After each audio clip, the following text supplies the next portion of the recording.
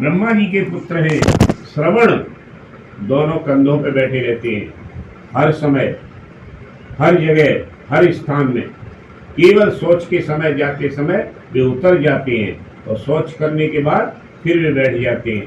ऐसे ही स्त्रियों के कंधों पे श्रवणी बैठी रहती हैं, जो श्रवण की पत्नियां हैं वो बैठी रहती हैं। और एक एक क्षण, हर क्षण जो भी मनुष्य करता है उसको वे लिखते रहते हैं और ले जाकर के चिट्ठा पूरे जो है जाकर के धर्मराज को दे दे, चित्रगुप्त को देते हैं। चित्रगुप्त धर्मराज को सुनाते हैं। धर्मराज यद्यप जानते हैं सब, लेकिन फिर भी चित्रगुप्त से पूछेंगे। और चित्रगुप्त जानते हैं फिर भी श्रवणों से पूछेंगे। श्रवण जाकर के अपना चिट्ठा दे देते हैं। पहले तो लिख करके ले जाते दे देते हैं, अब तो कंप्यूटराइज जमाना हो गया है, तुरंत कंप्यूटर फीड किया और सब जाकर के उसमें जो है भेज देते हैं। ये इनका काम है। जैसे व्हाट्सएप पे सूचना भेज देता है, ऐसे ही सूचना पहुंच जाती है। कुल मिलाकर के जो है धर्मराज के नगर में पहुंचते हैं तो ये श्रवण ब्रह्मा जी के पुत्र हैं। वे स्वर्ग, पाताल, पृथ्वी तीनों लोकों में घुमा करते हैं। उनको दूर से ही सुनने का ज्ञान है और दूर तक देखने वाले नेत्र हैं। श्रवणों की स्त्रियां भी उन्हीं के समान हैं, जिन्हें श्रवणी कहते हैं। श्रवण और श्रवणियां जीव के बारे में चित्रगुप्त को बता देते हैं और चित्रगुप्त जीव के कर्मों को धर्मराज को बताते हैं।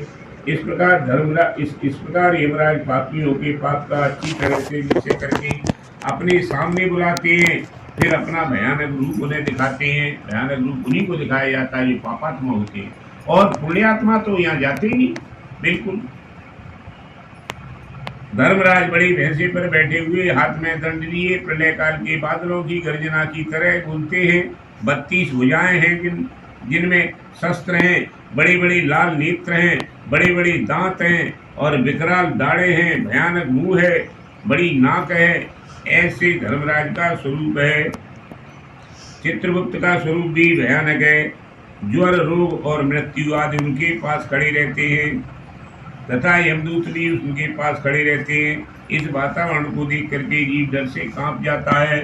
मनुष्य जन्म पाकर भी दान आदि न करने के कारण जीव डर करके चिल्लाने लगता है। चित्रगुप्त अपना निर्णय सुनाते हैं। अरे दुराचारी पापियों, तुम अहंकार बस पाप रूपी धन इकट्ठा करने में लगे रहे। तुमने सब पाप इकट्ठा किया है। पापी लोगों की संगति में काम, क्रोध आदि कर्म करते रहे, फिर भी तुमने प्रसन्नता से पाप किए हैं। जैसे तुम्हारे कर्म है वैसे ही तुम्हारे फल होंगे। जो पाप तुमने किए हैं वही पाप तुम्हारे दुखों के कारण है। पाप किए हैं तो उसका फल भोगो। मूर्ख, पंडित, दरिद्र, धनवान, निर्बल, सबल, सबसे यमराज एक जैसा बर्ताव करते हैं। चित्रगुप्त की ये बातें सुनकर के पापी लोग अपने कर्मों का विचार करके चुपचाप बैठ जाते हैं। धर्मराज उनके पापों के अनुसार दंड देते हैं। पहले तो यूं कहते हैं कि हमने नहीं करवाया तो, लेकिन अब तो जो सब स्क्रीन पे दिखा दो या तो देखो ये तुमने करो, है ना। तो फिर उसके अनुसार उन्हें दंड देते हैं। हे मूर्ख पापियों, काम, क्रोध और पापियों की संगति से उत्पन्न दुखदायक पाप को किस लिए शिक्षण किया, अब उसी के अनुरूप यातना भोगो। हाँ, पुण्य और पापों का हिसाब हो जाता है। तुमने 60% पुण्य किया है, 40% देखो तुम्हारा ये पाप है, तुमने कितना संचय किया। अब क्या चाहते हो बोलो, पहले पाप भोगोगे कि पहले पुण्य भोगोगे? जीव कहता है हमको पहले पाप भोगने की आज्ञा दीजिए। जीव को जन्म दे दिया जाता है, ऐसे घर में जन्म दे दिया जाता है, नीच के घर में जन्म दे दिया, और वह जो है नीच के घर में जन्म दे दिया और फिर वो जो है अपने पापों को भोगता है। भूख लगी है तो भूखा है, प्यास लगी है तो प्यासा है, मतलब अपना दिन काटते रहे। उदाहरण के लिए प्रभु दयाल कठेरिया, उसको नीच के घर में जन्म दिया गया। मैंने पहले भी कही थी कहा कि हमें अपने पापों को भोगने दो। तो 40% उसका पाप था, 40% पाप में उसे दानव के घर में जन्म दे दिया, नीच जाति में जन्म दिया। और एक एक रुपए पे नाचा, वो बैंड बजाया उसने, है, और जो भी मतलब जो कुत्सित काम थे वो करे, है ना। लेकिन जब उसके 40% पूरा हो गया नाचते नाचते, फिर 60% का उदय हुआ, तो फिर वो 3 बार MP बना। आज जो है मतलब उसके पुण्यों का उदय होने के बाद ही वो MP बन के रहा और मतलब जो अच्छी तरह से लगा ले का कहता है वही कभी याद है जो का कहता है तेल डालते पेट्रोल पंप भी उसके तैयार हो गए। कुल मिलाकर के वो संपन्न हो गया। तो ये पुण्यों का उदय हुआ। तब कुल मिलाकर के जीव का इस तरह से पाप पुण्यों का उदय होता है। हाँ, तो अब ये भी क्या कहता है, ये पापियों तुमने जो है क्यों ये पाप इकट्ठे किए, अब उसी के अनुरूप जो है फल भोगो। यम की आज्ञा का पालन करने वाले, अब यम के जो दूत हैं वे कौन है, प्रचंड और दंडक। 2 दूत हैं, प्रचंड और दंडक। यमदूत उन्हें नरक में ले जाते हैं। जलती हुई अग्नि के समान वहाँ कांति वाला बड़ा भारी एक वृक्ष है।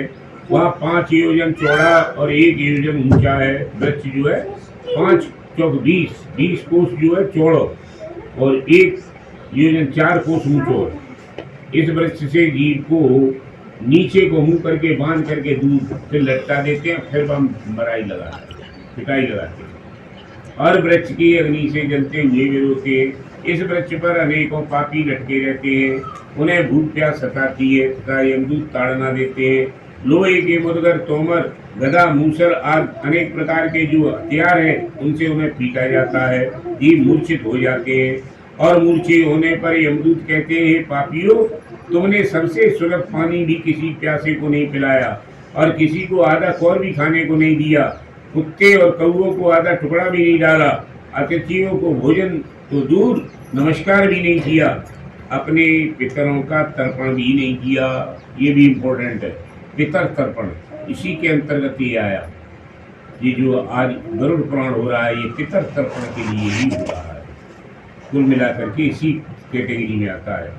धर्मराज एवं चित्रगुप्त देवताओं का मंत्र जाप भी नहीं किया, कोई तीर्थ भी नहीं किया, न तो कभी देवताओं की पूजा की और गृहस्थाश्रम में रहते हुए अन्न भी नहीं दिया, साधु संतों की सेवा भी नहीं की। ये करना चाहिए, भूखे को भोजन और साधु संतों की सेवा। अदय अपने पापों के फल भोगो, तुम धर्म से अलग हो गए हो। तुम्हारे अपराध तो केवल भगवान श्री हरि ही क्षमा कर सकते हैं। श्री हरि सुप्रीम कोर्ट है, हाँ, वहाँ से क्षमा हो जाती है, परंतु तुमने कभी भगवान का स्मरण नहीं किया। इस प्रकार जीव को उसका अतीत बता करके यमदूत उन्हें मारते हैं। पिटते पिटते जीव जलते अंगारों पे गिर पड़ता है। ऊपर से सालमली वृक्ष के पत्ते गिरते हैं, पत्तों से उनके अंग कट जाते हैं। तब जीव रोने लगता है। उसके मुंह फाड़ करके रोने पर यमदूत उसके मुंह में रेत भर देते हैं। कई यमदूत आरे से जीव को चीर डालते हैं। करनी भरनी के कैलेंडर देखो तुमने, कहूँ आरे से चीरे जा रहे, कहूँ कोलू में पेरे जा रहे। ये जीव के साथ होता है ऐसा। कई यमदूत जीव को कुल्हाड़ी से काट करके टुकड़े टुकड़े करके डाल देते हैं। किसी को गड्ढे में आधा डाल करके उसमें बाण मारते हैं। किसी को कोलू में डाल करके ईंट की तरह फेंकते हैं। किसी को तेल के कड़ाह में डालकर चलाते हैं। किसी को यमदूत मस्त हाथी के सामने फेंक देते हैं। किसी को उल्टा करके लटका करके पीटते हैं। किसी को कुएं में जो है लटका देते हैं, है ना, और ढकेल देते हैं। किसी को जो है कीड़ों के कुंड में डाल देते हैं। किसी को गिद्ध के आगे डाल देते हैं। कुछ जीव वहाँ आपस के लेन देन कर्ज के कारण लड़ पड़ते हैं। यम की आज्ञा से पापी जीवों को ताड़ना दे करके तामे मास्त्र घोर नरक में फेंक देते हैं। यद्यपि नरकों में दुख दिया जाता है, परंतु सालमली वृक्ष के पास बड़ा भारी दुख होता है, जिससे वाणी द्वारा वर्णन करना कठिन है। विष्णु भगवान बोले, सुनो हे गरुड़, नरकों की संख्या 84 लाख है। नरकों की संख्या 84 लाख है। वैसे 84 लाख योनियां है, तो सब नरकवासी है। हम सब जो है जिनने माँ के गर्भ से जन्म लिया नरक से आए और जो है यमराज जी के यहाँ से फैसला होकर के तब फिर मनुष्य योनि में आए कि जाओ, तुमने मोक्ष की साधना के लिए कोई काम नहीं कर पाए, जाओ फिर जन्म ले और अपनी मोक्ष की साधना करो। मनुष्य योनि में जन्म इसीलिए दिया है कि अपने मोक्ष प्राप्ति की साधना करो, अन्यथा तुमको फिर जन्म मिलेगा। जन्म मरण होता ही रहेगा। जन्म लिया फिर मर गए, फिर जन्म लिया फिर मर गए, ये होता ही रहेगा जब तक आप मोक्ष का साधन नहीं बना लेंगे। मोक्ष हो जाने पर मनुष्य की आत्मा परमात्मा में विलीन हो जाती है और उसका मोक्ष हो जाता है। मोक्ष उसी का होता है जिसके यहाँ से जो है प्राण निकलते हैं, सर्वोपात बहरहाल कल बताया था। तो ये मुख्य, इनमें जो है मुख्य नरक है कामेश, लोसंग, महारौरव, सालमली, रौरव, गुणवल, कालसूत्र, भूत मृत्यक, संघात, लोहितात्, सर्वेश, संप्रातन, महानिरय, काकुल, संजीवन, महापथ, अभिची, अंधता मिश्र, कुंभीपाक, संप्रतापन, तपन। ये नरक अत्यंत पीड़ा देने वाली 21 नरक है, ये पीड़ा देने वाले हैं। इन नरकों में नाना प्रकार के कर्मों का फल भोगना पड़ता है। इन नरकों में पापी धर्महीन जीव कल्पों तक नरक यातनाएं भोगते हैं। इनमें तामिश्र, अंधता मिश्र, रौरवाद नरकों में विषय वासना हेतु जो स्त्री पुरुष परस्पर संबंध स्थापित करते हैं भी जाते हैं, है ना। जो प्राणी ईश्वर के निमित्त कुछ दान न करके अपने कुटुंब के पालन में ही लगे रहते हैं, ऐसे प्राणी इन नरकों में जाते हैं। जो प्राणियों से बैर करके अपने शरीर के पालन में लगा रहता है, वह भी इस नरक में जाता है। जो अशुभ कर्म करके अपने कुटुंब का पालन करते हैं, उन्हीं कर्मों के कारण नरक में स्वयं फल प्राप्त करता है। जैसे धन के चुराए जाने पर जीव दुखी होता है, वैसे ही नरक में दुखी होता है। जो केवल अधर्म ही से कुटुंब का पालन करने में लगा रहता है, वह अंतिम नरक अंधता मिश्र में जाता है। नरक लोक में जितनी यातनाएं उन सबको क्रम से भोग करके शुद्ध होकर के फिर मनुष्य योनि में आता है, फिर वापस आता है, फिर इस मृत्यु लोक में वापस आता है। बोलो विष्णु भगवान की। देखिए, ये नरक यात्रा तुमको नहीं मिलेगी यदि आप एक काम करें तो। अंतिम समय में जिस समय प्राण निकल रहे हो, उस समय राम का नाम ले लीजिए, भगवान का नाम ले लीजिए, किसी तरह से कृष्ण का नाम ले लीजिए, किसी तरह से किसी भी विष्णु भगवान का नाम ले लीजिए, शंकर जी का नाम ले लीजिए, तो आपको यमदूत लेंगे। जैसे अजामिल जो है, अजामिल ने सारी जिंदगी, ब्राह्मण था अजामिल, सारी जिंदगी जो है उसने दुष्कर्म किए, पाप कमाया घोर। उसकी पत्नी जो है उसे रोकती थी कि ऐसा पाप मत करो, लेकिन वो नहीं रुकता था। तो पत्नी से उसकी से कुछ अनबन रहती थी, लेकिन पत्नी तो पत्नी है बेचारी, क्या करे, उसको डांट दिया तो रह गई है। और तामे जो है मतलब हिंदुस्तान की नारियां, हिंदुस्तान पुरुष प्रधान देश है, स्त्री प्रधान तो है नहीं, इसलिए स्त्रियां पीछे रहती हैं। तो अजामिल ने सारी जिंदगी भर पाप किया। तो उसकी पत्नी एक दिन दरवाजे पर खड़ी हुई थी, कुछ संत लोग जो है भिक्षा मांगते हुए उसके दरवाजे पे आ गए। उनने जो है भिक्षा मांगी, तो उसकी धर्मपत्नी बोली, महाराज हमारे यहाँ का अन्न आप ग्रहण मत कीजिए, क्योंकि आप हमारे यहाँ का अन्न ग्रहण करोगे, हमारे यहाँ पाप की कमाई है, और पाप की कमाई का अन्न अगर आप खाएंगे, जैसो खाओगे अन्न वैसो बनेगा मन, और जैसो पियोगे पानी वैसी बनेगी वाणी। तो आप अशुद्ध अन्न खाएंगे तो आपकी भी बुद्धि अशुद्ध हो जाएगी। लेकिन साधु संतों ने कहा, नहीं बेटा, तुम्हारा अशुद्ध अन्न हमारे पास आते ही शुद्ध हो जाएगा, क्या परेशानी है आपको। तो उसने अपनी परेशानी बताई, महाराज हमारे पतिदेव है, उनको नाम अजामिल है, और वे जो है पाप की कमाई करते हैं, सारे दिन पाप करते हैं, पशुओं को मारते हैं, पक्षियों को मारते हैं, किसी के साथ अच्छा व्यवहार नहीं करते हैं, और स्वतंत्र जीते हैं। देखो भाई परे अब आज तुम्हें देख लेंगे तो गाली होते देंगे। संतों ने कहा कि मुझे ऐसा लग रहा है कि हे पुत्री, तुम्हारे बालक होने वाला है। कि हाँ महाराज, तो तुम इस बालक का नाम नारायण रख देना। तो बोले ठीक है। साधु संत तो चले गए, लेकिन उसने जो है जब उसके बालक पैदा हुआ तो उसने अपने बालक का नाम नारायण रख दिया।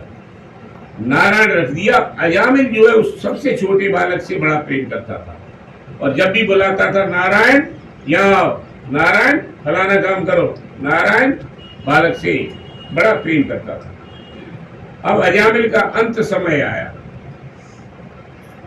और अजामिल जाने को हुआ। यमदूत आ गए लेकर के अपना मुदगल और अपने जो है अस्त्र शस्त्र लेकर के आ गए ले जाने के लिए। यमदूत हुंकार भरते हुए, काले हबसी नीग्रो, बड़े बड़े बाल वाले, बड़े बड़े नाखून वाले यमदूत जब उसे लेने के लिए आए तो वो मरने को था, तब भी उसके मुंह से निकला, नारायण नारायण बेटा यहाँ आओ, बेटा नारायण नारायण शब्द उसके मुंह से निकल गया। भगवान की कुर्सी हिल गई, गद्दी हिल गई। भगवान ने कहा देखो मेरा भक्त कौन है, चिल्ला रहा है। देवदूत आ गए वहीं, और यमदूत उसे ले जाने वाले थे, लेकिन उन देवदूतों ने उन्हें रोक दिया। बोले रुको, इसने मरते समय नारायण का नाम ले लिया है, इसलिए अब इसे हम लेकर के जाएंगे। देवदूत उसे लेकर के गए और उसको जो है मुक्ति मिली। कुल मिलाकर के अजामिल जो है पापी भी तर गया। ऐसे ही एक किस्सा होता है। सुनो, एक था जुआरी, शराबी और दुष्कर्म करने वाला व्यक्ति। उसने कभी अच्छा कर्म ही नहीं किया। जब वह मरने को हुआ तो उसके मुंह से अकस्मात राम शब्द निकल गया। क्या निकल गया? राम शब्द। यमदूत आए, उसे लेकर के गए, वहां जाकर के धर्मराज के नगर में पहुंचा दिया। धर्मराज ने पूछा उनसे क्या है इसका हिसाब। श्रवणों ने बताया इसका हिसाब किताब ये साहब, इसने जीवन भर पाप किया है, ये तो ये नरक में जाएगा। बोले हाँ, लेकिन साहब एक बात सुनो, इसने मरते समय राम का नाम ले लिया है। तो वो जीव से पूछा क्यों भाई? क्या साहब मैंने मरते समय राम का नाम लिया था। तो धर्मराज ने कहा चित्रगुप्त से कि इसको एक बार राम के नाम की कीमत दे दो, फिर इसको नरक में तो जाना ही, नरक में डाल दो। उस जुआरी ने सुन लिया कि इनने क्या कहा है। चालाक तो था वो। तो जुआरी ने सुन लिया, इनने कहा एक बार के राम के नाम की कीमत दे दो, पेमेंट कर दो इसका। और जो है तो जुआरी बोला हाँ साहब हम तो तैयार हैं, हमको तो नरक में जाना ही है, एक बार राम के नाम की कीमत हमको दे दो, 2-4 दाव और खेल लेंगे और अपने जो है नरक में चले जाए। जुआरी ने जब ऐसे कहा तो धर्मराज ने अपने चित्रगुप्त ने पहले पन्ना पलटे, कहीं भी राम के नाम की कीमत नहीं लिखी थी। 100 रुपया, 50 रुपया, 1000 रुपया। फिर धर्मराज ने पन्ना पलटे, उसमें भी कहीं नहीं लिखी थी। धर्मराज चित्रगुप्त से बोले इसमें तो कहीं राम के नाम की कीमत नहीं लिखी है, ये देनी तो इसको है, क्योंकि इसको जो है 99% नरक है, 1% पे ये चीज है। तो बोले क्या करना चाहिए कि चलो ब्रह्मा जी के पास चलते हैं, वो जो है सृष्टि के रचना करने वाले हैं और हमारे परम पिता हैं, उनसे पूछेंगे। आगे आगे धर्मराज, पीछे पीछे चित्रगुप्त और पीछे ही चला जुआरी। कहाँ साहब ठीक है। पहुंचे कहाँ? ब्रह्मा जी के पास। ब्रह्मा जी बोले कहो धर्मराज कैसे आए? कि महाराज ये जुआरी है, इसको नरक यातना भोगनी है, इसने एक बार राम का नाम ले लिया है, ये अपना पेमेंट मांगता है, राम के नाम की कीमत दे दो और मैं नरक में चला जाऊं। ब्रह्मा जी ने भी अपने पन्ने पलटे, उनको भी कहीं राम के नाम की कीमत नहीं मिली। तो ब्रह्मा जी बोले कि धर्मराज इसमें राम के नाम की कीमत तो कहीं नहीं लिखी है। ऐसा करो, शंकर जी राम का नाम लेते रहते हैं, रटते रहते हैं राम राम राम राम, उनको राम के नाम की कीमत पता होगा। कि तो साहब चलो तुम हमारे संग कि चलो। आगे आगे ब्रह्मा जी और पीछे पीछे धर्मराज, उनके पीछे चित्रगुप्त, उनके पीछे जुआरी। और रास्ता में बेर चित्रगुप्त को कुर्ता खींच देगा कि जल्दी हमारा पेमेंट करा। हाँ, मैं दाव खेल लो बहरा। तो उनने जो है जाकर के आगे शंकर जी के यहाँ पहुंचे। शंकर जी अपने जो है तपस्या कर रहे थे, ब्रह्मा जी ने उन्हें जगाया। शंकर जी जगे, बोले कहो अरे परमपिता आप, धर्मराज जी आप, चित्रगुप्त आप कैसे पधारे? ये सब फिर विनय बताई कि साहब जाने एक बार राम को नाम ले लो, राम के नाम कीमत मांगा तो आप राम को नाम लेते रहे तो आपको कीमत मालूम होगी, बताए। धर्मराज वो शंकर जी बोले देखो राम का नाम तो हम लेते हैं, लेकिन जो है हमें राम के नाम की कीमत नहीं पता है। अब आप ऐसा करो कि स्वयं राम के पास चलो, विष्णु भगवान के पास चलते हैं और उनको, और मनुष्य को अपनी वैल्यू पता होता है, हमारी क्या वैल्यू है। मनुष्य को अपने वैल्यू पता होता है, उसे अपना पता है कि आज हमने ऐसे काम किए। शाम को लेट करके सोचता है कि आज हमने ये अच्छा काम किया, ये बुरा काम किया, हे भगवान इस बुरे काम के लिए हमें क्षमा करना। तो व्यक्ति को अपनी वैल्यू मालूम रहती है, हमारी कीमत क्या है। विष्णु भगवान के पास आगे आगे शंकर जी, पीछे पीछे ब्रह्मा जी, उनके पीछे धर्मराज, उनके पीछे चित्रगुप्त और पीछे युवारी लगो फिर मेरे कुत्ता कहते कर जल्दी पई जल्दी। बहरहाल कुल मिलाकर के विष्णु भगवान के पास पहुंचे। विष्णु भगवान क्षीर सागर में लेटे विश्राम कर रहे थे। लक्ष्मी पैर दबा रही थी, उसको देखा उनको आते हुए और सोई विष्णु भगवान समझ गए कि शंकर जी आ रहे हैं, आज फिर कोई उपाध्याय आएगा। निश्चित रूप से शंकर जी तो जब आते हैं हमारे पास तब कोई न कोई उपाध लेके आते है ना। पहले जो है वो उसको लेकर के आए थे, तब जो है इनको बचाया, पहले फिर किसी को लेके आए उसको बचाया और खुद भी बचे। कुल मिला करके शंकर जी जब देखे तो बोले कहो महाराज कैसे पधारे। साहब ऐसा है, धर्मराज से पूछ लीजिए। धर्मराज बताए जुआरी ने एक बार जो राम का नाम ले लिया है और जो उसका पेमेंट मांग रहा है, प्रभु आपको पता होगा राम के नाम की कीमत क्या है, आप जो बता दीजिए इसको दे दो। ब्रह्मा जी बोले कान में धर्मराज के में कि जाको काय को लेके आए, वहीं दे देते, पेमेंट कर देते, 150 रुपये दे काट देते। तुमने कि ऐसा है, विष्णु भगवान फिर जोर से बोले ऐसा करो इसको 100 रुपए दे दो, राम के नाम की कीमत 100 रुपया। तो शराबी ने जुआरी ने वाले 100 का नोट तो लेके जेब में धर ला, हाथ जोड़ के बोलो महाराज हमने सुना है राम का नाम लेने से तर जाते, हम तो साक्षात ब्रह्मा विष्णु शंकर शिवन के दर्शन कर रहे, शिवन के हम पांच छू रहे, अब वो हमें नरक में जाना पड़ेगा। विष्णु भगवान बोले अब नहीं नरक में, अब क्या जाना पड़ेगा, तेने दर्शन कर लिए और उसकी नरक यातना खत्म कर दी। फिर उसे पुनर्जन्म दे दिया कि जा अब अगले जन्म में जाकर के तू अपना जन्म सुधार लेना। बोलो विष्णु भगवान की। आज की कथा यहीं विश्राम दी जाती है। 3 अध्याय हो चुके, चौथा अध्याय जो है कल शुरू होगा।